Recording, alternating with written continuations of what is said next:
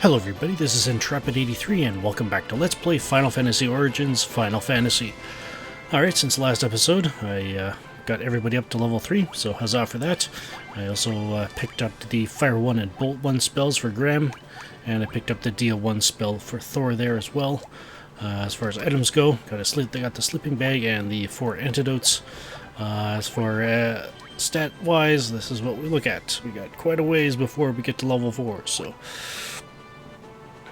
which is a level I am looking forward to, but we'll have to make our way there before we can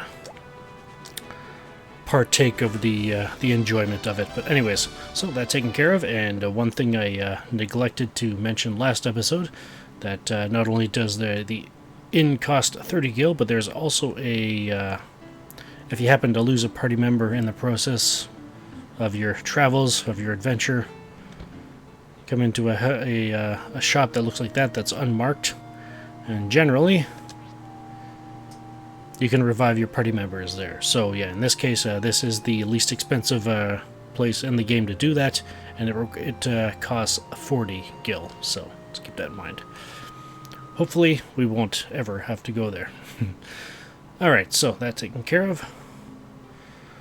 I suppose we have been entrusted by the king to rescue his daughter, so I guess mentioned something about heading north, so let's head up there and see what we find. We are in territory where there are new enemies, so I'll show them as they come up. Alright, and one thing that that battle reminded me, remember last episode I was mentioning the whole idea behind the auto-target and all that stuff. You can actually turn all that stuff off. The auto-target, the dash, the battle support. So yeah, this allows actually the use of the Life 1, Life 2, Stona, and Gold Needles in battle. In the NES version of the game, you could not do that. You could not revive party members in battle, and you could not, I guess,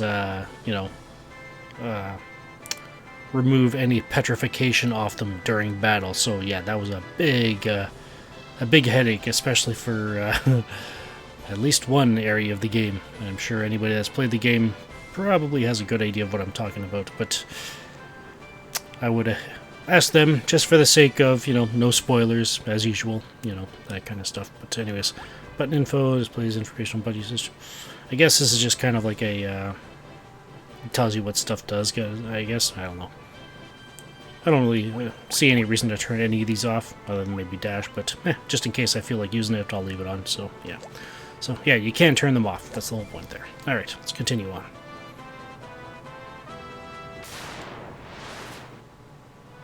There are new enemies up here. I just have not run into any of them. The encounter rate's rather impressive, though. Ooh, that looks important. Alright, I wonder if this is the place they were talking about.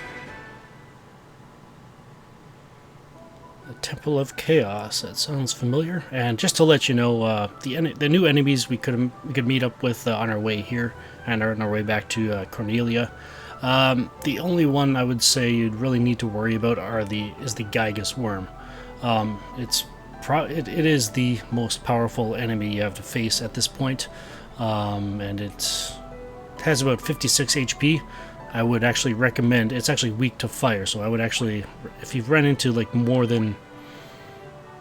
let's say more than one of them, I'd recommend using a Fire 1 spell. If you only run into one of them, don't worry about it, just send everybody at them kind of thing, because yeah, we do have a limited supply of spells, and we would like to hold on to them as best we can. In the Temple of Chaos here, there are some treasure chests we can pick up in all 4 corners of the place, conveniently enough. However, the chests on the east side of the castle, the temple, are locked with the same key that has locked the treasury vault in Castle Cornelia. So we'll be coming back for those later. But in the meantime, let's get the others.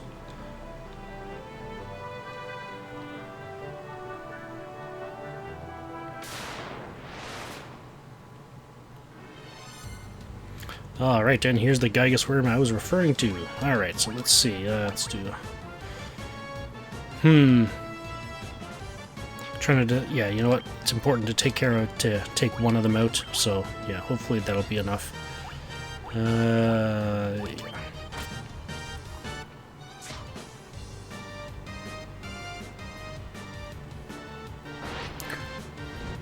If Wesley actually hit... Hey, there we go. Awesome. We got a good hit with the fire spell. So, there we go. Alright. Yeah, as far as the spell charges, well, in here, I'm going to try to hold on to them as best I can. Thor will be our healer for the main... for the primary healer, I guess you could say, so for right now. So if anybody falls below the... let's say, falls below 32 hit points below their maximum, then use a cure spell from Thor. Try it, if you end up having to use a lot of them, try to hold on to one DO1 spell, just in case. Because there are enemies here that are undead, and they can paralyze you, so yeah, that can be a very slow and painful way to die when the enemy just paralyzes your entire party and just plucks away at you very slowly. So yeah, when you're trying to recover. So yeah, anyways, there we picked up a leather cap, which I want to give to Wesley. A little bit of boost on defense there.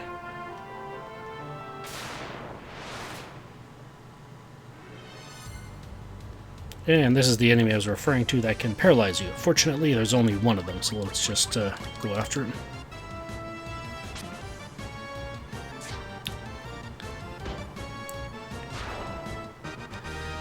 If you run into a situation where there's a lot of them, I think you can run into them with zombies as well. The zombies you don't really need to worry about. They don't stun you or anything like that. They're just undead. If you run into like 2 or 3 of the ghouls, I would actually recommend using the using the DO1 spell if you feel a little I feel a little fortunate. I feel like fortune's on your side. Then maybe if there's only like more than 2 to use it, you know. But yeah, just to save yourself the headache of having to deal with stunned party members. All right, so here's another new enemy, the wolf. 20 hit points. So I'll just send each of our party members at one. All 4 of them have the capability of taking them out in 1 hit. If they hit them. There we go. And there we go. So it looks like Thor is going to need a pick-me-up after the battle here. And there we go.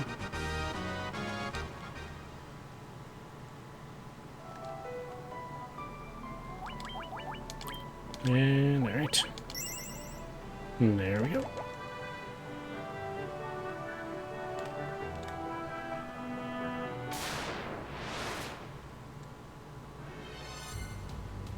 Zombies, lots of them, but like I said, they are not that difficult to deal with. They do not stun you, but yeah, they are weak to fire and Dia. 20 hit points each, but yeah.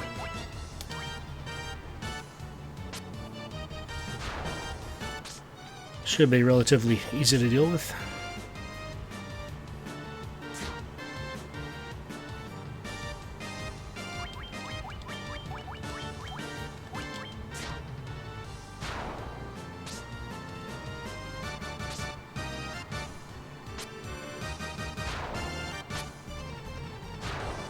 And there we go.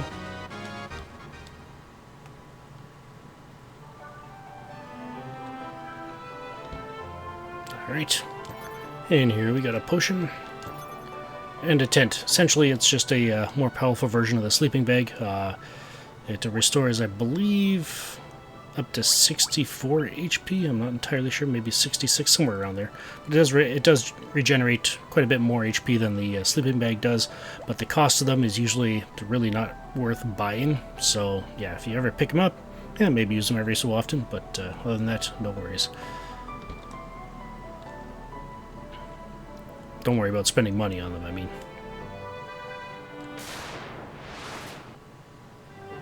I just ran into another ghoul there that ambushed me and actually paralyzed Graham there. But I suppose I should have mentioned this while I was in the battle with it, demonstrating is that the ghouls have 48 HP. So there we go.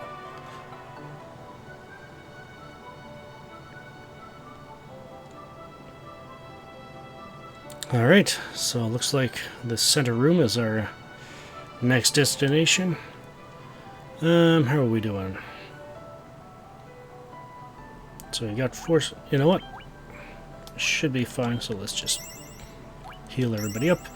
If you're in like real dire straits, I would recommend going outside to use the tent, or not the tent, the sleeping bag, and just to get everybody's HP caught up. And there we go. We're all healed up. Let's go.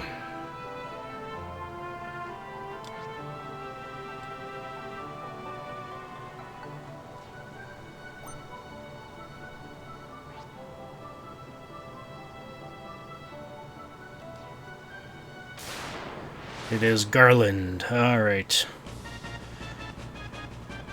Our first boss of the game has 106 HP.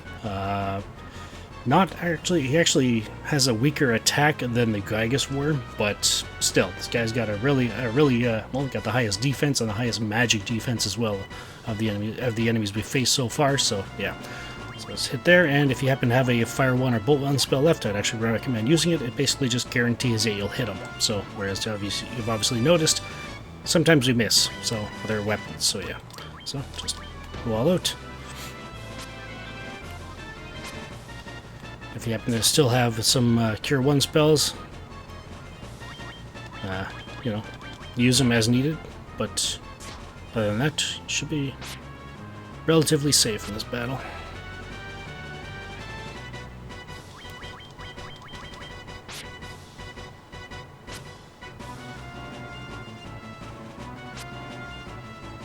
And there we go.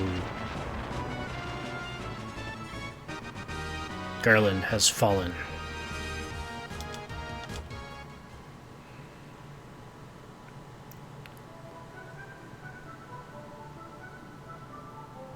Not only from glory, but in battle as well.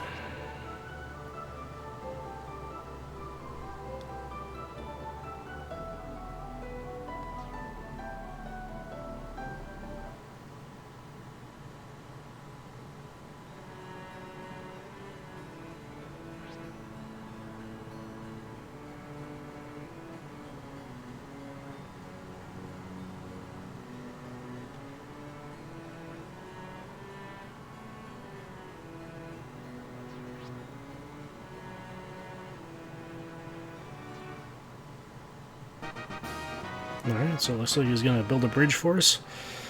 Still not entirely sure if we are indeed the light warriors that were foretold by the prophet Lucan. But, well, we seem to be handling the pressure, I guess, as best we can. Oh, and she's giving us a loot. I wonder what he could have used it for. Aside to play music, but...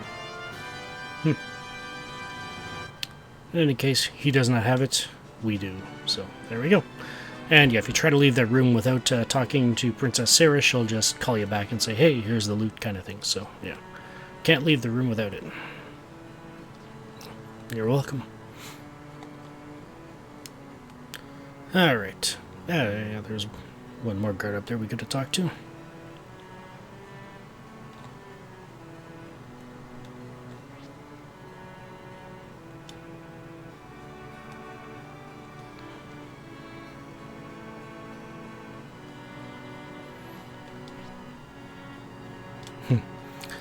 Alright, let's see how how her sister and her mother are doing. Oh, you're welcome. Try not to cause her too much trouble after all she's been through. Glad to hear it.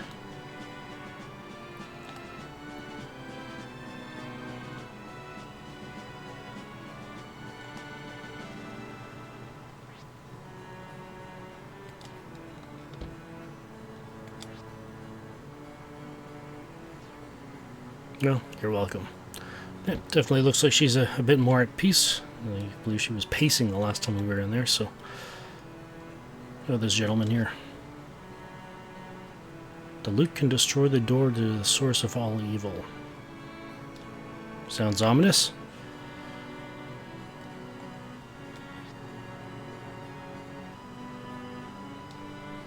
I don't know, I mean...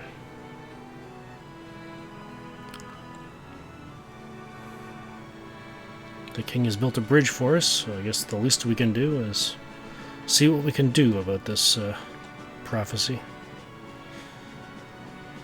If indeed we are not the light warriors, well, we may as well give it a good go, at least. Possibly pave the way and make things a bit easier for those that are.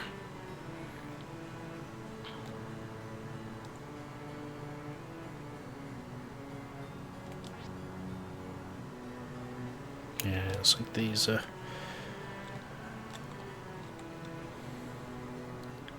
these guys still sit the same. Yeah. And I believe we have not picked up the key yet, so yeah, the doors are still locked. Alright.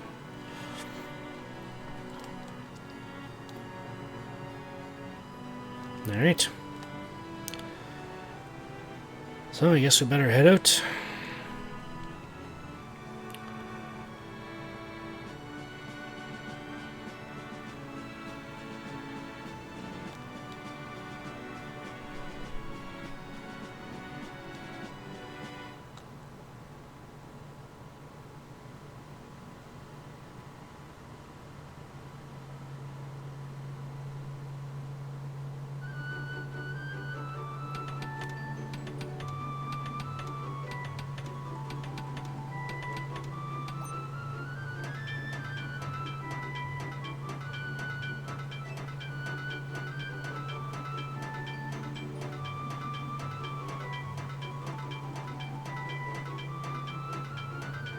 That was impressive.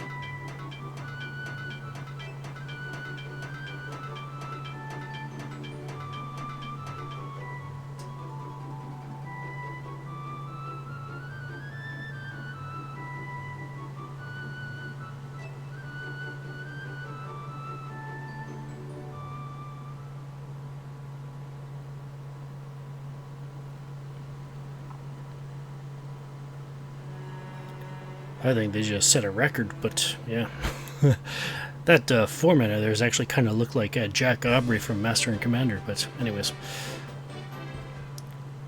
Let's see how the inhabitants of Cornelia itself are faring.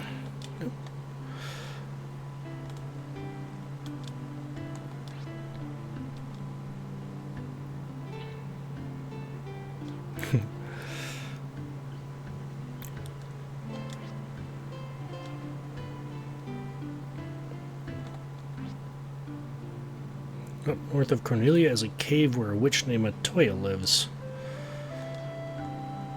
Alright. Yeah. Oh. Obtain a ship to travel further. Why not get one from the pirates? What pirates? I mean, there's probably pirates around, but I haven't seen any, I don't think. Have you? Matoya cannot tell a broom from a rake without her crystal eye. Oh. She's one of them witches, eh?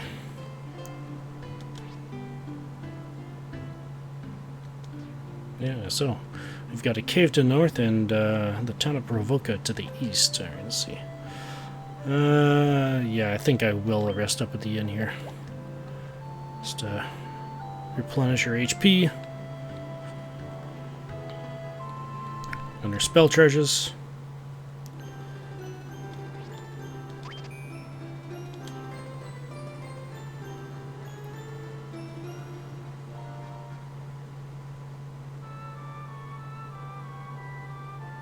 And save it.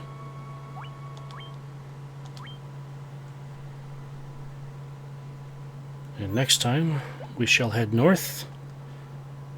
Possibly to pay a visit to Matoya. Possibly head east to Provoca. But one thing at a time, we will head up to Matoya's cave first. Next time, this is Intrepid83 signing off. Thank you for watching, and have a good one.